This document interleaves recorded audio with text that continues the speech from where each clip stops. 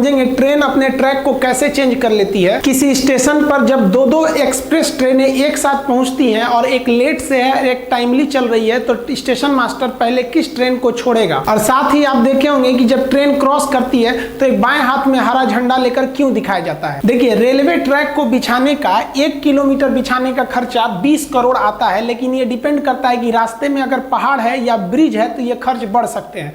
इस ट्रैक को बनाने के बाद अगर आप चाहते हैं कि इसको इलेक्ट्रिक से चलाएं तो एक्स्ट्रा इलेक्ट्रिफिकेशन का खर्चा 1 करोड़ रुपए प्रति किलोमीटर आता है। देखिए, जो लोहे की पटरी गई है ना, उसको हम लोग कहते हैं रेल।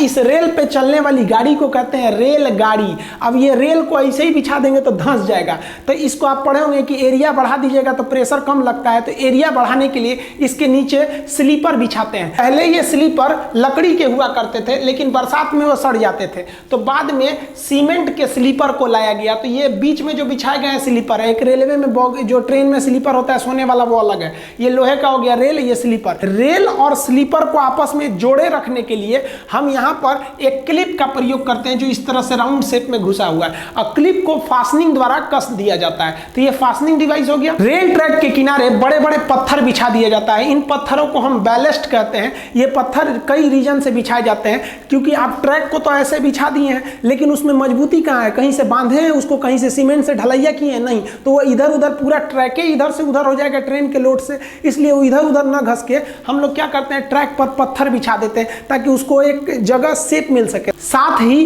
पत्थर बिछा देने से ट्रैक के नीचे की मिट्टी बरसात में खिसक के नहीं निकलती है, वरना दुर्घटना हो जाएगा। बैलेस्ट बिछा देने से इस ट्रैक पर जंगल झाड़ घास वगैरह भी नहीं निकलते हैं। लेकिन यह बैलेस्ट जो होता है ट्रेन की दबाव से नीचे से फूटने लगता है, जिसे बार बार मेंटेनेंस की जरूरत होती है। बैलेस्ट पर आप 200 किलोमीटर प्रति घंटा की रफ्तार से ज्यादा ट्रेन को नहीं ले जा सकते हैं, वरना बैलेस्ट कंपन करके हट जाएगा, ट्रैक से दुर्घटनाग्रस्त हो जाएगा। इसलिए इस बैलेस्ट की जगह पर हम कंक्रीट बैलेस्ट का प्रयोग करते हैं। पूरे सीमेंट की ढलैया कर देते हैं और उसी में ट्रेन को क्लिप फास्टनर से रेल को कस देते हैं। बुलेट ट्रेन चलाने के लिए आपको इसी कंक्रीट बैलेस्ट की जरूरत पड़ेगी। इस ट्रैक पर बुलेट ट्रेन ले ही नहीं जा सकते हैं। इस इमेज में देखेंगे तो बुलेट ट्रेन के आगे तो जो ट्रैक है उस पर तो बैलेस्ट पत्थर फेंका हुआ है। आप कहेंगे कि हम झूठ बोल रहे थे। देखिए, जब बुलेट ट्रेन स्टेशन पर खड़ी रहती है तो वहां पर बैलेस्ट बिछा सकते हैं, क्योंकि स्टेशन के पास स्पीड ज्यादा नहीं होती है या डिपो में स्पीड ज्यादा नहीं होती है। लेकिन आगे के लिए आपको इसे कंक्रीट देना ही पड़ेगा।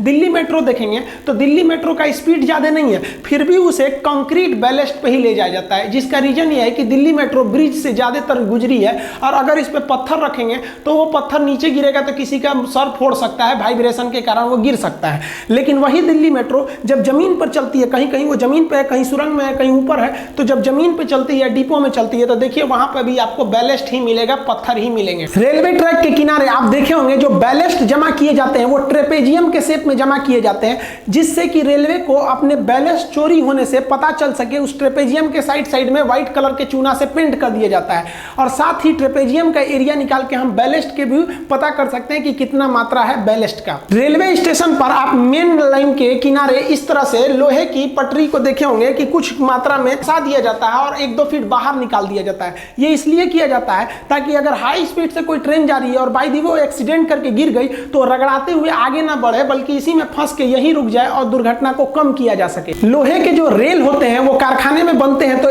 10-20 किलोमीटर लंबे नहीं बनते, वो सेक्शन टुकड़े में बनते हैं। उन्हें हम वेल्डिंग करके जोड़ देते हैं। पहले थर्मल वेल्डिंग से इसे जोड़ा जाता था। फिजिक्स के चैप्टर वेल्डिंग में हम आपको पढ़ा देंगे कि कितने तरह की वेल्डिंग होती है। इस वेल्डिंग के द्वारा इसमें काफी ज्यादा स्मूथनेस आ जाती है, बहुत ही स्मूथ हो जाता है। लेकिन रेल ट्रैक को पूरे यहाँ रास्ते भर में एक ही नहीं जोड़ा जाता है, क्योंकि गर्मी के दिन में लोहा फैलता है।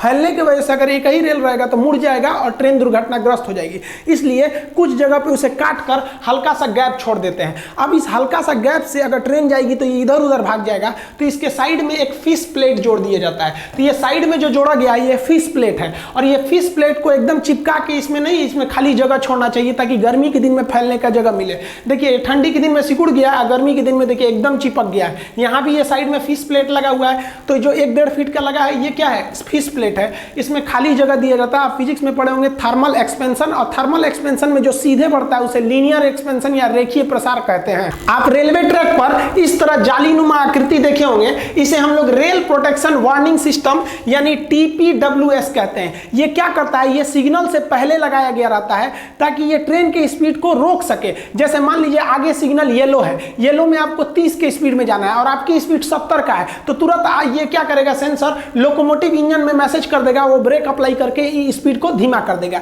या मान लीजिए आगे का सिग्नल रेड है और इधर कोई 90 की स्पीड में ट्रेन लेके गया, तो ये समझ जाएगा सोच रहा है इतना तेज लेके जा रहा है, ठोक देगा आगे जाके, रोक दो इसको, तुरंत मैसेज कर देगा कि जो आगे सिग्नल रेड है, तो ब्रेक अप्लाई करके ट्रेन को रोके देगा। वहां पर रेल ट्रैक के किनारे आप इस तरह से सफेद पत्थर देखेंगे, इस पे कुछ अंक लिखा रहता है। जैसे मान लीजिए यहाँ लिख दिए 781/7। ये क्यों लिखा रहता है? ये ड्राइवर के लिए लिखा रहता है कि अगर ड्राइवर ट्रेन को लेके जा रहा है और उसे ट्रैक में कोई गड़बड़ी दिखाई देती है, तो उसे गांव शहर का पता नहीं रहता है कि कहां से गुजर रहे हैं, तो वो तुरंत इसी नंबर को देख के इन्फॉर्म करता है कि 781/7 के पास हमने एक गड़बड़ी देखा था, आप उसको तुरंत ठीक कीजिए। वरना ड्राइवर को क्या पता कि किस गांव से निकला है वो। साथ ही इस पत्थर को थोड़ी दूरी पर लगाया जाता है ट्रैक के, ताकि इससे ये भी पता चल जाए कि कहां तक रेलवे की जमीन है। इस पत्थर के अंदर का जमीन रेलवे का, बाहर की जमीन वह गांव की जिसकी जमीन है उसकी हो जाती है। देखिए रेलवे में जो हम एक शहर से दूसरे शहर जाते हैं वो मेन लाइन के थ्रू जाते हैं, ये मेन लाइन सीधे गई रहती है। लेकिन जब स्टेशन पे ट्रेन आती है तो ये कई सारे लूप लाइन के थ्रू आती है। इस लूप लाइन पे हम आराम से चढ़ सकें इसलिए इसके किनारे प्लेटफॉर्म बना दिए जाते हैं। तो मेन लाइन से जहां लूप लाइन चालू होता है उसे हम कहते हैं स्टेशन सेक्शन, यहां की जिम्मेदारी स्टेशन मास्टर की होती है। इसके बाहर जब मेन लाइन चला जाता है उसे कहते हैं ब्लॉक सेक्शन। उसके ट्रेन किधर गई ये स्टेशन मास्टर को नहीं पता है, ये कंट्रोलर को पता होता है। कंट्रोलर ट्रेन को ले आता है ब्लॉक सेक्शन से मेन लाइन के थ्रू और यहां पर स्टेशन मास्टर को हैंडओवर कर देता है कि तुम अपने हिसाब से प्लेटफॉर्म देखो कौन सा लूप लाइन खाली है और वहां ट्रेन को ले लो। तब स्टेशन मास्टर पॉइंट मशीन द्वारा इसके ट्रैक को चेंज करता है, कैसे पटरी चेंज करता है उसे अपने प्लेटफॉर्म पर लेता है। देखिए यहां लूप लाइन में एक खतरा हो सकता है। मान लिया कि ये मेन लाइन है, इस मेन लाइन से कोई ट्रेन आई है और इधर लूप लाइन में गई, लूप लाइन में गई और ये जो इसका ड्राइवर है ये पहले ही रोक दिया थोड़ा आगे अपने हिसाब से कि भैया हम रोक दिए, और ये ट्रेन लंबी होने की वजह से इसका पिछला हिस्सा अभी मेन लाइन पर ही है। अब आप बताइए इसका पिछला हिस्सा मेन लाइन पर है और आगे से कोई ट्रेन आ रही है, स्टेशन मास्टर उसको कहा कि भाई तुम्हारा स्टॉपेज यहाँ नहीं है, तुम सुपर फास्ट हो निकलो यहाँ से, तो ये यहाँ से आएगी या धड़ाक से इसके पिछला हिस्सा को मार के तोड़ के निकल जाएगी। तो इसको जरूरी है कि कोई भी ट्रेन प्रॉपरली लूप लाइन के अंदर घुस के स्टेशन सेक्शन पे खड़ी रहे, न कि मेन लाइन पे खड़ी रहे। तो इसकी पहचान कैसे किया जाएगा? तो गार्ड इसकी पहचान करता है। गार्ड को कैसे पता चलेगा कि हाँ भैया हम प्रॉपर स्टेशन पे घुस चुके हैं? तो इसके लिए वहां एक FM लिखा रहता है जिसे हम कहते हैं फॉलिंग मार्क। आप देखे होंगे ट्रेन के ट्रैक के किनारे, तो जो गार्ड का डिब्बा है वो इस FM के अंदर रहना चाहिए। अगर इस FM के बाहर है तो समझिए वो ससुरा लूप सेक्शन पे नहीं है, वो मेन लाइन पे है, कोई ना आगे पीछे आके इनको थूर के चल जाएगा। कभी कभी आप देखे होंगे कि ड्राइवर जो होता है ना ट्रेन का, वो पहले ही ब्रेक लगा देता है और गार्ड से कहता है चेक करिए तो क्या है, तो गार्ड देखता है FM किधर है, देखता है अरे ससुरा FM तो अभी अगवे है, कहता है आगे ले आगे ले आगे ले, अभी ठोक देगा कोनो पीछे से ले आके। तो ड्राइवर जो होता है ना फिर ट्रेन को थोड़ा दूर चला के रोक देता है, तो प्लेटफॉर्म